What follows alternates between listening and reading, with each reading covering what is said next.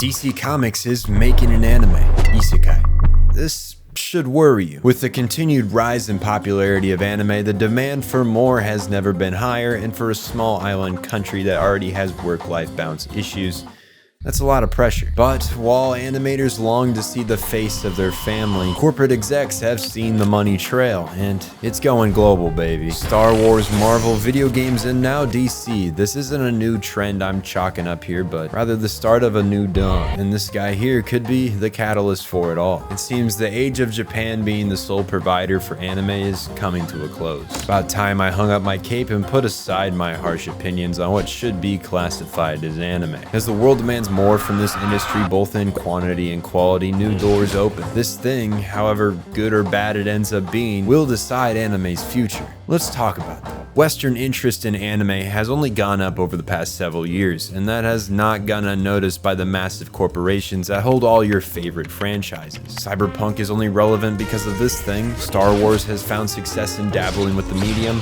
and Marvel has...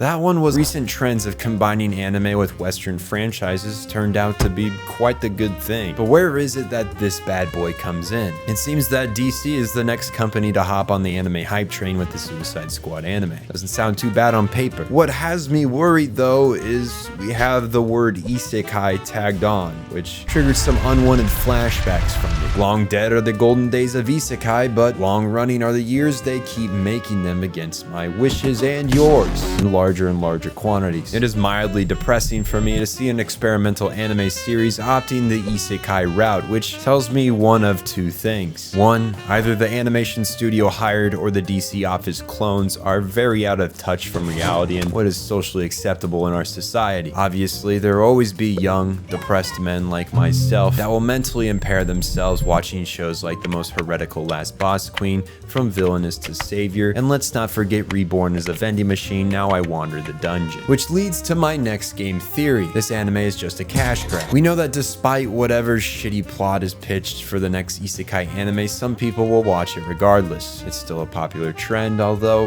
a rather controversial one. It makes me wonder if this Suicide Squad isekai is gonna be a mediocre mess approved by some emotionally dead board members, which may lead to closed doors for future uses of Western franchises. Alas, it may make money anyway, which keeps possibilities open, just in a more, let's make a Spider-Man anime cash grab kind of way. We don't want that. But hey, I'm getting a little abstract here. Let's reel this back to the Suicide Squad isekai and the magnitude of its global consequences. Which studio is the head chief of animation for this anime, which is a promising decision made by DC. It sends a message that, hey, we want to make some of that anime green, if you know what I mean. And we know that you guys over here know how to do that. Me personally, I'm a big worrier that anime will lose some of its magic if anime studios start popping up worldwide. We'd start seeing shit like Family Guy labeled under the anime tag along with all the other shitty adult cartoons America pummels out. I don't want that, but hey, maybe you do.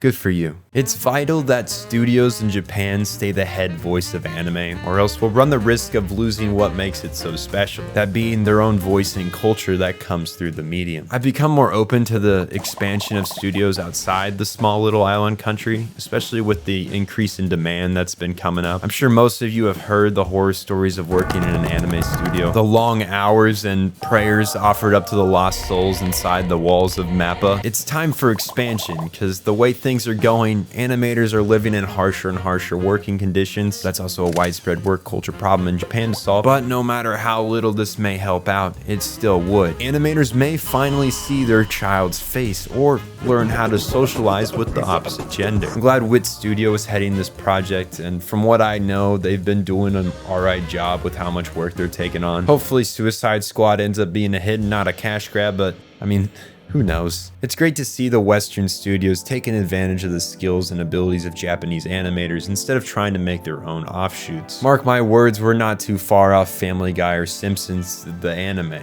which will be an obvious exploit of the popularity of the medium, but at the end of the day, that's all it is. A medium. One I maybe am too protective of, but hey, I'm passionate about it. And I'm sure you are too, since you watched to the end here. If you want to watch another Sock Sensei video, I am putting one right here. It's cool. I'd swear to you. You should watch it. And if you're into other shit besides anime, on the bottom left, go check out that video. There's extra content over on Patreon. Have a great day, guys. Janet.